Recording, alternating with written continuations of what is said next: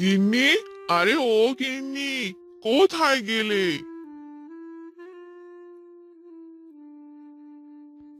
কোথায় আবার যাব? আমার কি যাওয়ার কোনো জায়গা আছে নাকি? বাড়িতেই আছি। আরে, এভাবে কেন বলছো গো? তোমার যেখানে ইচ্ছে সেখানেই যাবে। আমি কি যেতে নিষেধ করেছি নাকি? আমি কি একা একা যাব নাকি? তুমি তো আমাকে কোথাও নিয়েই যাও না। সেই কবে বলেছিলাম চলো একটু বাবার বাড়ি থেকে ঘুরে আসি। কই, আমার কথা তো একবারও শুনলে না। যাবো যাবো গিন্নি, সময় হলেই যাবো। হয়েছে, থাক। তোমায় আর যেতে হবে না। তুমি যে যাবে না সেটা খুব ভালো করেই বুঝেছি আমি। এই সকাল সকাল ঝগড়া করো না তো। আসো, সকালের পুজোটা করে ফেলি। আমায় আবার কাজে যেতে হবে। তো বন্ধুরা, তোমরা যে গণেশ ও তার বউকে দেখতে পাচ্ছ, তারা বাস করে শ্রীনগর নামে একটি গ্রামে। গণেশ ছিল অতি সাধারণ একজন মানুষ। যখন যা কাজ পেত তাই সে করত। এভাবে চলছিল তাদের সংসার। আমি আবার চললাম গিন্নি। দেখি আজ কোনো কাজের সন্ধান পাই কিনা। এসব বলে গণেশ সেখান থেকে চলে গেল। হাঁটতে হাঁটতে সে একটি নদীর কিনারায় গেল। তখন একটি জেলে গণেশকে ডাকতে লাগলো। গণেশ দাদা, আরে ও গণেশ দাদা, কোথায় যাচ্ছ শুনি? কোথায় আবার যাব? ভালো একটা কাজের খোঁজে যাচ্ছিলাম। এখন তো কাজই পাওয়া যায় না। কি করব বলো তো? আমার কাছে একটা কাজ আছে, করলে করতে পারো। আমার একটা নৌকা আছে, তুমি চাইলে সেই নৌকা নিয়ে কাজ করতে পারো। আমি লোকজনকে পারাপার করি, সাথে মাছও মারি। ভালোই যাচ্ছে এভাবে। আরে বাহ, তোমার বুদ্ধি তো দারুণ। তবে দাদা, তুমি আমার অনেক বড় উপকার করলে গো। তবে এর বিনিময়ে কি তোমায় কিছু দিতে হবে? না না না না, কি সব বলছো? আমার কাছে একটি নৌকা ছিল, তাই তোমায় দিলাম। এর বিনিময়ে আমায় কিছু দিতে হবে না। এসব শুনে গণেশ অনেক খুশি হয়ে গেল। এরপর থেকে গণেশ সেই নৌকাতে করে যাত্রী পারাপার করত আর সাথে করে নদী থেকে মাছ ধরে নিয়ে আসতো। এভাবেই আস্তে আস্তে গণেশের সংসার ভালোই চলছিল। বাবা, কি বড় মাছ! হ্যাঁ গো, এই মাছ তুমি কোথায় পেলে? নদী থেকে পেয়েছি গো। এত বড় মাছ নদীতে পাওয়া যায়? এর থেকেও আরো বড় মাছ নদীতে পাওয়া যায়, বুঝলে গিন্নি? এবার যাও, এই মাছটা ভালো করে রান্না করো। আচ্ছা, ঠিক আছে। এরপর গণেশের বউ সে মাছ নিয়ে রান্নাঘরে যায় আর মাছটি রান্না করতে থাকে। বাহ, মাছটা তো দারুণ গন্ধ বের হচ্ছে। মনে হয় খেতেও দারুণ লাগবে। এরপর মাছ রান্না হলে তারা দুজন খাবার খেয়ে নেয়। এভাবে তাদের দিন অনেক ভালোই কাটছিল। একদিন গণেশ নৌকা নিয়ে নদীর অনেক ভিতরে যেতে লাগলো মাছ ধরার জন্য। তখনই গণেশ একটি দ্বীপ দেখতে পেল। সেই দ্বীপ সোনালীর মতো চকচক করছিল। আরে, ওই দ্বীপটা এত চকচক করছে কেন? কি আছে ওই দ্বীপে? যাই, গিয়ে দেখে আসি। এরপর গণেশ সে দ্বীপের সামনে গেল। সেখানে গিয়েই সে তো অবাক হয়ে গেল।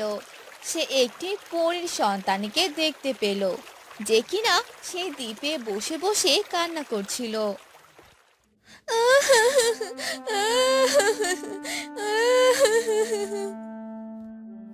কি হলো পরি, তুমি এভাবে কান্না করছো কেন? কি হয়েছে তোমার? আর তুমি এই দ্বীপে একা কি করছো? আমার মা যে আমাকে একা রেখে চলে গেছে, এখনো আসেনি। বলেছিল পরী রাজ্যে সব ঠিকঠাক হলেই আমাকে এখান থেকে নিয়ে যাবে। কেন? তোমাদের পরিরাজ্যে আবার কি হয়েছিল? পরী রাজ্যে একদিন এক দুর্ঘটনার কারণে সব এলোমেলো হয়ে যায়। এতে করে সেখানে থাকা সব পরীদের মাঝে অনেক সমস্যা হয়, যার কারণে মা আমাকে এই দ্বীপে এনে রাখে। কিন্তু মাঝে আমাকে নিতে এখনো এলো না। আমি যে অনেক দুঃখী। তুমি কান্না করো না পরি, আমি বুঝতে পেরেছি তোমার অনেক দুঃখ। তবে তুমি কি আমার সাথে যাবে? তোমার সাথে? কিন্তু তোমার সাথে আমি কোথায় যাব? আমার বাড়িতে যাবে। এরপর গণেশ সেই পরীকে নিয়ে তার বাড়িতে চলে যায়।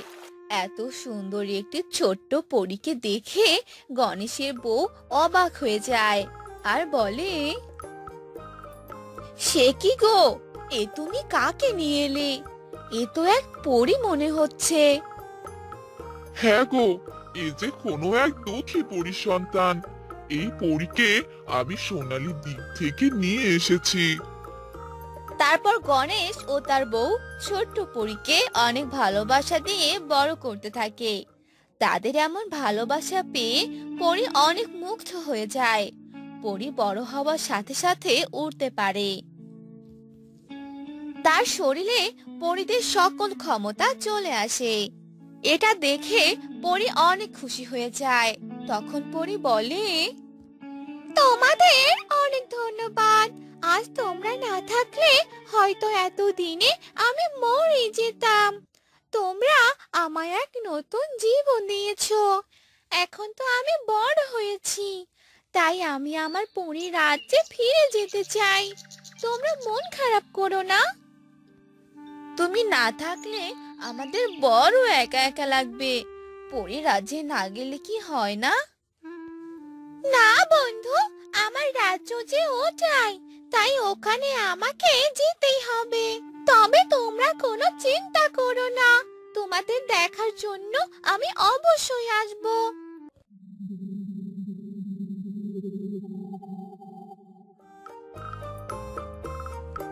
এসব বলে সে পরী গণেশ ও তার বউকে অনেকগুলো স্বর্ণ দিল।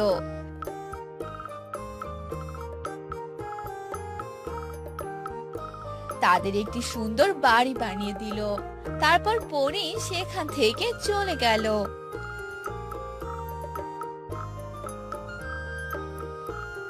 ভালো থেকো তোমরা।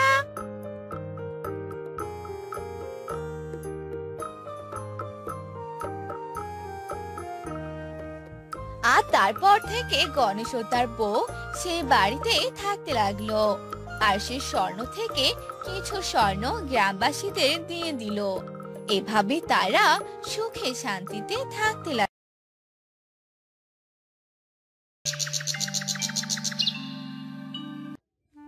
রায়পুর নামক একটি গ্রামে বাস করত রাজু নামের একটি ছেলে। তার মা বাবা কেউ ছিল না। রাজু একাই অনেক কষ্টে জীবন যাপন করত। আস্তে আস্তে রাজু বড় হতে লাগলো। রাজু অন্যের কাছ থেকে খাবার এনে এনে খেত। মাঝে মাঝে না খেয়েও থাকতে হতো।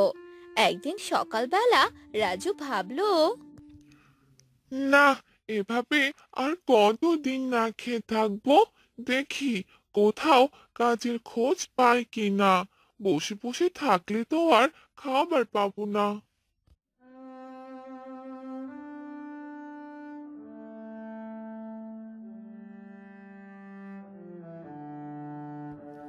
চাচি, ও চাচি, আমাকে কিছু কাজ দিন।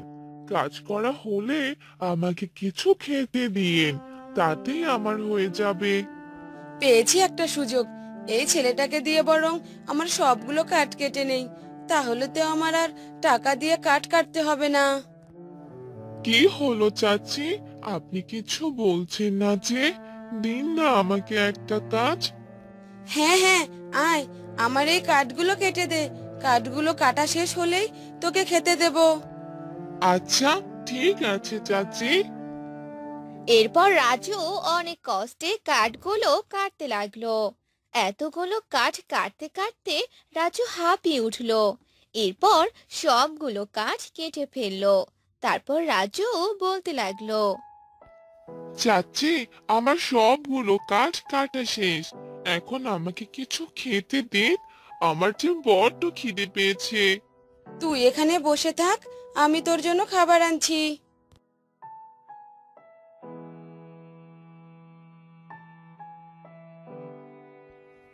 এতটুকু খাবার? সে কি চাচি, আমি তো আপনার অনেকগুলো কাঠ কেটে দিয়েছিলাম, আর আপনি কি না আমাকে এতটুকু খাবার দিলেন? যা দিয়েছি তা দিয়েই খেয়ে নে, আর যদি খেতে না চাস তাহলে উঠে যেতে পারিস। হায় রে কপাল, কতগুলো কাঠ কেটে দিলাম, অথচ আমাকে এতটুকু খাবার দিল। কি আর করব, এই খাবারগুলোই খেয়ে নেই। এরপর রাজু অনেক কষ্টে সে খাবারগুলো খেয়ে নিল। সেই সময় সেখানকার গাছে থাকা একটি ডাইনি সবগুলো ঘটনা দেখে ফেললো। আর ডাইনিটা রাজুর কষ্ট দেখে নিজেও অনেক কষ্ট পেল। আহারে, ছেলেটার কি কষ্ট! ছেলেটার কষ্ট দেখে আমারও যে কষ্ট হচ্ছে। যাই, বাড়িতেই চলে যাই। আজ শরীরটা বড্ড খারাপ লাগছে। এসব বলে রাজু বাড়ির দিকে যেতে লাগলো। অন্যদিকে সেই ডাইনিটাও রাজুর পিছনে পেছনে যেতে লাগলো আর রাজুর বাড়ির সামনে এসে পড়লো। ও, এটা তাহলে ছেলেটারই বাড়ি। আমি আজকে এখানেই থাকবো, দেখি ছেলেটা কি করে। আমার অনেক ঘুম পাচ্ছে, আমি বরং ঘুমিয়ে পড়ি। এতগুলো কাঠ কেটে আমার পুরো শরীর যে ব্যথা করছে। উফ, আমার যে বড্ড খিদে পেয়েছে। খিদের জ্বালায় পেট জ্বালা করছে। এখন আমি কি করব? এই রাতের বেলা কোথায় খাবার পাবো?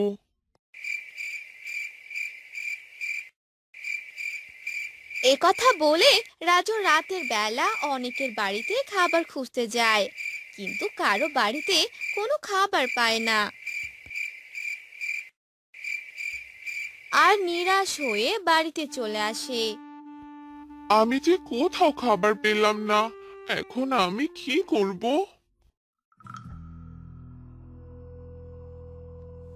তখনই সেখানে সেই ডাইনিটা চলে আসে। ডাইনিকে দেখে রাজু ভয় পেয়ে যায় আর চেঁচাতে থাকে। বাঁচাও, বাঁচাও, আমাকে ডাইনিটা যে মেরে ফেলবে। বাঁচাও আমাকে।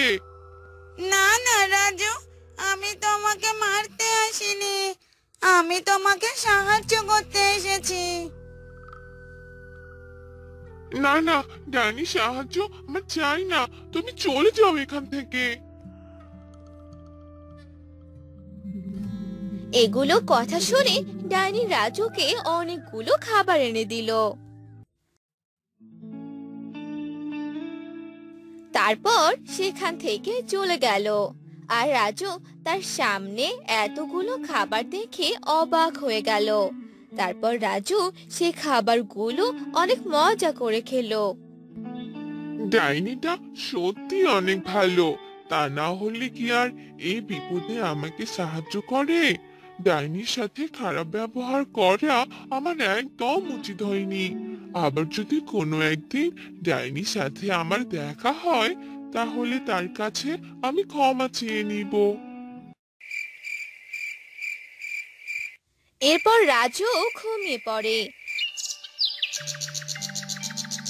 প্রতিদিন সকাল বিকেল আর রাতে সেই ডাইনি চুপ করে এসে রাজুর বাসায় খাবার দিয়ে যেত, কিন্তু কোনোদিন রাজুর সাথে দেখা করতো না।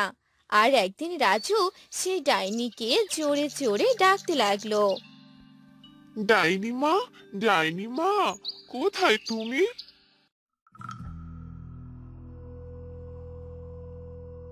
এই তো রাজু, আমি এখানে। আমাকে তুমি মা বলে ডাকলে? হ্যাঁ ডাইনি মা, আজ থেকে তুমি আমার মা। কারণ একটি মা যেমন তার সন্তানের খেয়াল রাখে, ঠিক তেমনি তুমি আমার খেয়াল রাখো। আমার প্রতি তোমার এত ভালোবাসা দেখে আমি মুগ্ধ হয়েছি মা। হ্যাঁ বাবা, তুই একদম সত্যি কথাই বলেছিস। আমি তোকে সন্তানের মতোই ভালোবাসি। হ্যাঁ ডাইনি মা, আমি ছোট থেকে মায়ের আদর ভালোবাসা পাইনি, আর সে ভালোবাসা তুমি আমার প্রতি দেখিয়েছো। আর আজ থেকে তুমি আমার সাথেই থাকবে। ঠিক আছে বাবা, তুই কোনো চিন্তা করিস না। আমি তোর সব সময় খেয়াল রাখবো।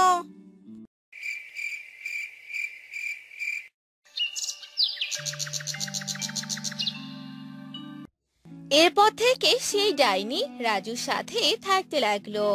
রাজুর দেখাশোনা সহ সব খেয়াল রাখতো, রাজুকে খাবার খাইয়ে দিত।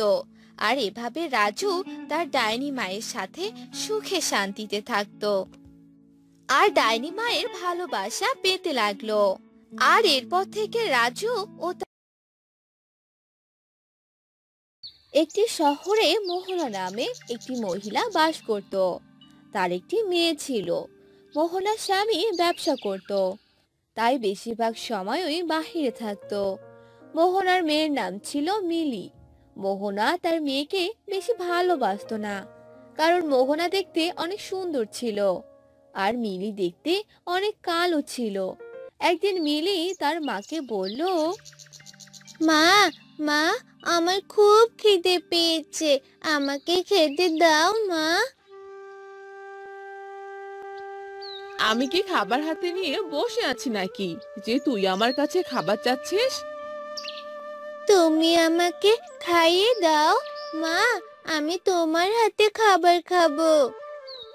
বেশি কথা বলিস না তো, খেলে নিজের হাতে খা, আর খেতে না চাইলে এখান থেকে চলে যা। মা আমাকে একটুও ভালোবাসে না, আমাকে কোনো দিনও খাইয়ে দেয় না। আমার যে মায়ের হাতে খাবার খেতে অনেক ইচ্ছে করে। এই বলে মিলি কান্না করতে করতে রান্নাঘরে গেল আর একা একা খাবার নিয়ে খেতে লাগলো। একদিন মিলি সকালে তার মাকে বলল,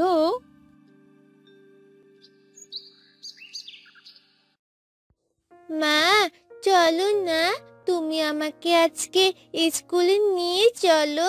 সবারই মা বাবা তাদের বাচ্চাদের নিয়ে স্কুলে আসে, কিন্তু তুমি আমাকে নিয়ে কখনো যাওনি। আজকে চলো না মা। আমি যদি তোকে নিয়ে তোর স্কুলে যাই, তাহলে তো সবাই আমাকে নিয়ে অনেক হাসাহাসি করবে রে। বলবে মা আর মেয়ে একদম আলাদা। তোকে নিয়ে স্কুলে গেলে আমার তো কোনো মান সম্মান থাকবে না। বেশি কথা না বলে তাড়াতাড়ি স্কুলে চলে যা। এ কথা শুনে মিলির মন অনেক খারাপ হয়ে গেল, আর মিলি মন খারাপ করে স্কুলে চলে যায়। আর স্কুল থেকে ফেরার পথে মিলি বলতে থাকে, আমার যদি একটা ভালো মা থাকতো তাহলে অনেক ভালো হতো। আমাকে প্রতিদিন খাবার খাইয়ে দিত, আমাকে নিয়ে স্কুলে আসতো। ইস, অনেক মজা হতো তখন। এসব বলে মিলি বাড়ির দিকে আসতে লাগলো। তখনই রাস্তার পাশের গাছে থাকা একটি ডাইনি এসব কথা শুনতে পেল। আরে, মেয়েটা মনে হয় অনেক অসহায়। মেয়েটার মা বুঝি মেয়েটাকে ভালোবাসে না, এই জন্যই মেয়েটা এভাবে কথাগুলো বলছে। যাই, মেয়েটার পিছু করি। এই বলে সেই ডাইনিটি মিলের পিছনে পিছনে মিলের বাসা পর্যন্ত যেতে লাগলো, আর মিলের বাড়িতে ঢুকে পড়লো। কি রে, বাড়িতে আসতে তোর এত দেরি হলো কেন রে? কোথায় গিয়েছিলি আড্ডা দিতে শুনি? মা, আমাকে তো হেঁটে হেঁটে আসতে হয়েছে, তাই তো দেরি হয়ে গেল। আর তুমি তো আমাকে কোনো টাকাও দাওনি যে গাড়িতে করে আসবো। হয়েছে হয়েছে, এত কথা শুনতে চাইনি। এখন তাড়াতাড়ি এই কাপড়গুলো ধুয়ে নেই। মা, আমার শরীর তো এখন অনেক ক্লান্ত। আমার কাপড়গুলো তুমি ধুয়ে দাও মা। কে? কি বললি তুই? তুই আমাকে কাজের কথা বললি? তোর সাহস কি করে হলো আমাকে হুকুম করার? এই বলে মোহনা মিলিকে মারতে থাকে আর মিলি কাঁদতে কাঁদতে বলে, মা, আমাকে তুমি মেরো না মা, আমার যে অনেক লাগছে। এরপর মোহনা সেখান থেকে চলে যায় আর মিলি তার ঘরে চলে যায়। তখনই সেখানে ডাইনিটা আসে। আরে মিলি, তুমি এভাবে কাঁদছো কেন? আমি আছি, তুমি আমাকে সব কথা বলতে পারো মা। ডাইনি, ভূত, ডাইনি ভূত। ডাইনিকে দেখেই মিলি অজ্ঞান হয়ে যায় আর ডাইনি মিলির জ্ঞান ফেরায় আর মিলি চোখ খোলে। মেরো না, পেরো না আমাকে। না না মিলি, আমি তোমাকে মারতে আসিনি, আমি যে তোমার মা হতে চাই। মা? ডাইনি কি করে আমার মা হবে? আমার মা তো আছে, তোমাকে আমার চাই না, তুমি চলে যাও এখান থেকে। আমি সব জানি মিলি, তোমার মা তোমার একটু ভালোবাসে না। তোমার তোমার অনেক কষ্ট হয়, তোমার এই কষ্ট দেখে আমার অনেক খারাপ লেগেছে, তাই আমি তোমার মা হতে এসেছি। তুমি সত্যি বলছো আমার মা হবে? আমাকে অনেক ভালোবাসবে, আমাকে স্কুলে নিয়ে যাবে আর আমাকে খাবারও খাইয়ে দিবে? হ্যাঁ, আমি সব করব।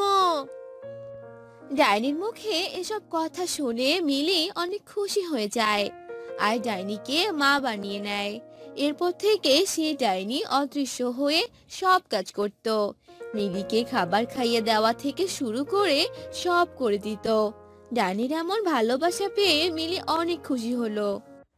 আরে আজ হঠাৎ এত বাতাস কোথা থেকে এলো? যাই, দরজা জানালা সব লাগিয়ে দিয়ে আসি, তারপর শুয়ে পড়বো।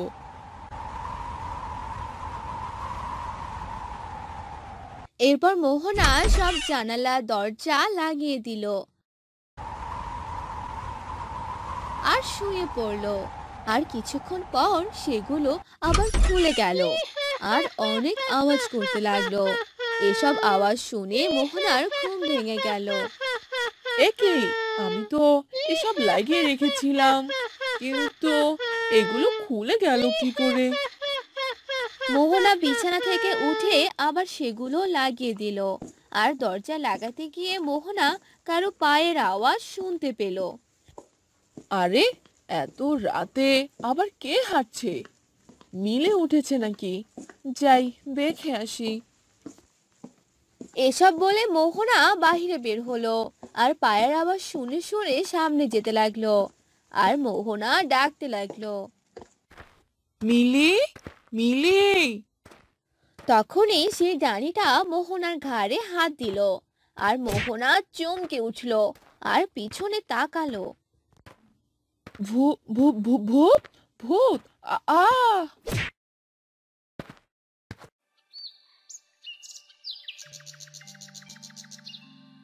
মা, ও মা, মা, আরে কি হয়েছে?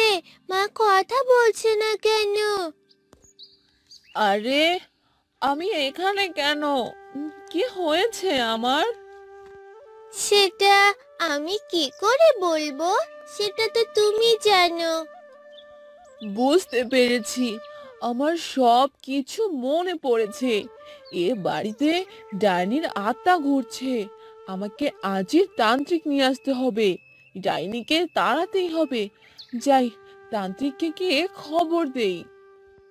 এই বলে মোহনা সেখান থেকে চলে গেল আর তান্ত্রিককে ডেকে আনলো। তান্ত্রিক মোহনাদের বাসায় এলো। তোর বাড়িতে এক ডাইনি এসে পড়েছে। সেই ডাইনিটি একটি আম গাছে ছিল। আমি যে তার গন্ধ শুনতে পারছি। এসব আপনি কি বলছেন বাবা? এ তো অনেক ভয়ঙ্কর। আপনি তাড়াতাড়ি এই ডাইনিকে নিয়ে যান। চিন্তা করিস না, সব ঠিক হয়ে যাবে। এরপর তান্ত্রিক যজ্ঞ করতে থাকে আর সেই ডাইনিকে সেখানে হাজির করে আর বলে, তুই এখানে কেন এসেছিস? বল, তুই কেন সবাইকে ভয় দেখাচ্ছিস? আমি আমার মেয়ের কাছে এসেছি। মেয়ে? কে তোর মেয়ে? তোর মেয়ে এখানে কিভাবে এলো? হ্যাঁ, ও আমার মা, ডাইনি মা। আমার এই মা অনেক ভালো, আমাকে অনেক ভালোবাসে, তাই তো এখানেই থাকে আমার কাছে। হ্যাঁ, এই হলো আমার মেয়ে। আমার মেয়ে এসব কি বলছে? আমার মেয়ে মনে হয় পাগল হয়ে গেছে। তান্ত্রিক বাবা, আপনি তাড়াতাড়ি এই ডাইনিকে বোতলে বন্দি করেন। না না, আমার মাকে বোতলে বন্দি করবেন না। আমার মা কোথাও যাবে না। মা, চলো আমরা পালিয়ে যাই, না হলে এই লোকটি তোমাকে নিয়ে চলে যাবে। মা, তাহলে আমি কার সাথে থাকবো?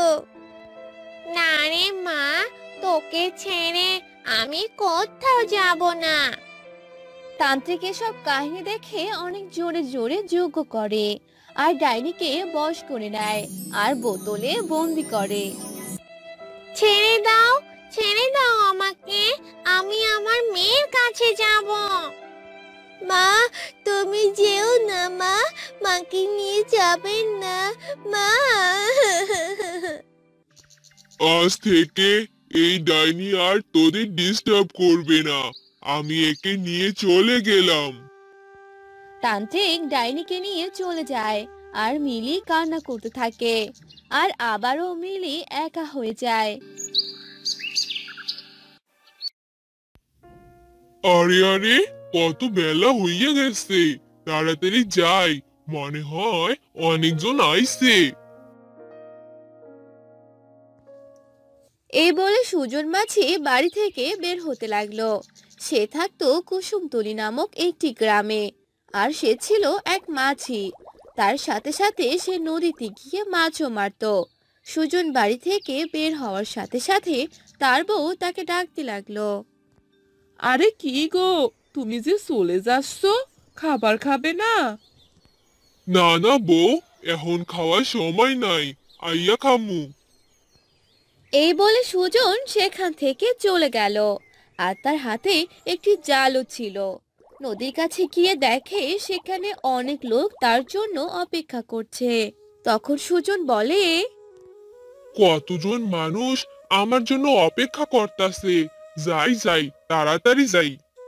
তারপর সুজন তার নৌকার কাছে গেল। তখন সে লোকগুলো তাকে বলতে লাগলো, আরে দাদা, কতক্ষণ থেকে তোমার অপেক্ষা করছি। আরে দাদা, খুব দেরি হইয়া গেল, চলেন চলেন, নৌকাতে উঠেন। সবই তো বুঝলাম, তোমার হাতে আবার জাল কেন? মাঝির পাশাপাশি জেলে হয়ে গেল নাকি? হ্যাঁ দাদা, আপনাদের পৌঁছায় দেওয়ার পর আমি মাছ মারমু, এই জন্যই জাল লইয়া আইছি। ও, তোমারই তো ভালো দাদা, একসাথে দুইটা কাজ করতে পারবে। চলো চলো, এখন যাই, অনেক দেরি হয়ে গেছে। তারপর সুজন নৌকা চালাতে লাগলো আর তাদেরকে পৌঁছে দিল আর মাছ মেরে বাড়িতে চলে এলো। আর সুজন তার বউকে ডাকতে লাগলো, গিন্নি, ও গিন্নি, দেখো আজ কতগুলো মাছ লইয়া আইছি। দেখি দেখি কতগুলো মাছ পেলে। আরে তাই তো, আজকে তো তুমি অনেকগুলো মাছ পেয়েছো। দাও দাও, আমি বরং এগুলো রান্না করি। হ, এই নাও। তারপর সুজনের বউ সে মাছগুলো নিয়ে রান্নাঘরে চলে গেল আর রান্না করতে লাগলো। এভাবে তাদের ভালোভাবেই দিন যাচ্ছিল। আর একদিন সুজনের বউ সুজনকে বলল, আমি আমার বাপের বাড়ি চলে গেলাম, মাকে অনেক দিন থেকে দেখি না। তুমি তো সেদিনই গেলা, আবার যাইবা মানে? সেদিন আর কোথায়, 2 দিন পার হয়ে গেছে। আমি অত কথা শুনতে চাই না, বুঝলে তুমি, আমি চললাম। এই বলে সুজনের বউ সেখান থেকে চলে গেল। তখন সুজন বলতে লাগলো, কি বউরে বাবা, আমাকে একবার যেতেও বললো না। আমি আর আমি আর কখনো শ্বশুর বাড়িতে যাবই না। এই বলে সুজন তার নৌকার কাছে চলে গেল। তখনই সেখানে একটি মহিলা এলো আর সুজনকে বলতে লাগলো, এই যে দাদা, শ্যামলপুর গ্রামে যাবেন? সেটা তো অনেক দূরে, ওইখান থেকে বাসায় ফিরতে ফিরতে আমার তো অনেক দেরি হয়ে যাবে। চলেন না দাদা, আমার যে ওই গ্রামে যেতেই হবে। আমি আপনাকে বেশি টাকা দিব, তবুও চলেন। তারপর সুজন সে মহিলাটিকে নৌকাতে উঠিয়ে নিল আর তারা যেতে লাগলো। যেতে যেতে সন্ধ্যা হয়ে গেল আর তারা পৌঁছে গেল। তখন সুজন বলল, এই যে আমরা আপনার গ্রামে চলে এসেছি। এই নেন আপনার টাকা। তারপর সুজন সে মহিলার কাছ থেকে টাকা নিল আর সেখান থেকে চলে আসতে লাগলো। তখনই সুজন ভাবতে লাগলো, আমি বরং এখান থেকে কিছু মাছ তুলি, দেখি মাছ পাওয়া যায় কিনা। এই দিক তো কোনোদিন আসিনি, ভালোই হলো, মাছও পেতে পারি। এই বলে সুজন আসতে লাগলো আর জাল ফেলতে লাগলো আর ভালোই মাছ পেল। আরে বাহ, ভালোই তো মাছ পেলাম। এইখানে তো অনেক মাছ। যাই, মাছ মারতে মারতে বাসায় যাই। মাছও হলো, বাসায়ও যাওয়া হলো। তারপর সুজন সেইখান থেকে আসতে লাগলো আর মাছ মারতে লাগলো। আর অনেক রাত হয়ে যেতে লাগলো। তখনই সুজন বলতে লাগলো, যাই, এখন বাড়িতে যাই, অনেক রাত হয়ে গেছে, আর মাছ মারতে হবে না। তখনই সেই সময় অনেক জোরে জোরে সমুদ্রের ঢেউ আসতে লাগলো। এত জোরে ঢেউয়ের কারণে সুজনের হাত থেকে জালটি পড়ে গেল। হায় হায়, আমার তো জালটা পানিতেই পড়ে গেল। এত ঝড় আসলো কোথা থেকে? তারপরেই এত জোরে ঢেউ আর ঝড়ের কারণে সুজন তার নৌকা ভালোভাবে চালাতে পারলো না। আর তখনই তারা নৌকা সহ ডুবে গেল। আহ আহ আহ এত ঢেউ আর ঝড়ের কারণে সুজন ভালোভাবে সাঁতার কাটতে পারলো না আর ডুবে গেল। পরদিন সকালে সে একটি দ্বীপে গিয়ে পৌঁছালো আর তখনই সুজনের জ্ঞান ফিরল। আরে, এ আমি কোথায় চলে এলাম? এখানে সবকিছু এরকম দেখতে কেন? সবকিছুই সোনালী রঙের, একদম মাটি সহ। সুজন কিছুক্ষণ অবাক হয়ে আশেপাশে তাকাতে লাগলো। সবকিছু এরকম সোনালী রঙের দেখে সুজন খুশিতে আত্মহারা হয়ে উঠল আর চারপাশ ঘুরে ঘুরে দেখতে লাগলো।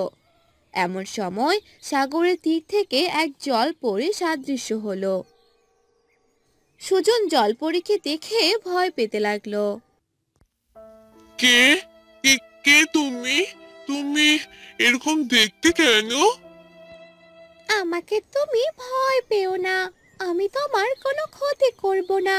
আর আমি হলাম এক জলপরী, আর আমি দেখতে এরকম। ও, তুমি জলপরী? আমি জলপরীর কথা অনেক শুনেছি, আর আজ নিজের চোখেই দেখলাম। জলপরী আসলেই অনেক সুন্দর দেখতে। আমি তোমাকে অনেক কিছু দিতে চাই যা তোমার অনেক কাজে লাগবে। আমার এই দ্বীপে যেই আসে আমি তাকে সাহায্য করি। তুমি সত্যি বলছো জলপরী? তুমি আমাকে অনেক কিছু দিবে? হ্যাঁ, সত্যি দিব। এই বলে সে জলপরী সুজনকে এক হাড়ি স্বর্ণ মুদ্রা আর একটি সোনার নৌকা দিল। এসব দেখে সুজন অনেক খুশি হয়ে গেল। আরে সোনার নৌকা, এত সুন্দর, আরো এতগুলো স্বর্ণ মুদ্রা। তোমায় অনেক ধন্যবাদ জলপরি, আমাকে এত কিছু দিয়ে সাহায্য করার জন্য। তুমি এগুলো নিয়ে চলে যাও, এগুলো তোমার অনেক কাজে লাগবে। এই বলে জলপরি সেখান থেকে চলে গেল। আর সুজনও সেইগুলো জিনিস আর সোনার নৌকা করে বাড়িতে চলে এলো। আর সুজন তার বউকে সব ঘটনা খুলে বলল। এসব তুমি কি বলছো গো? এসব কিছু আমাদের? হ্যাঁ গো গিন্নি, এ সবই আমাদের। এখন থেকে আমাদের আর কোনো অভাব থাকবে না। তুমি ঠিক কথাই বলেছো গো। এরপর থেকে সুজন ও তার বউ সুখে শান্তিতে দিন কাটাতে থাকে। তাদের আর কোনো অভাব থাকে না।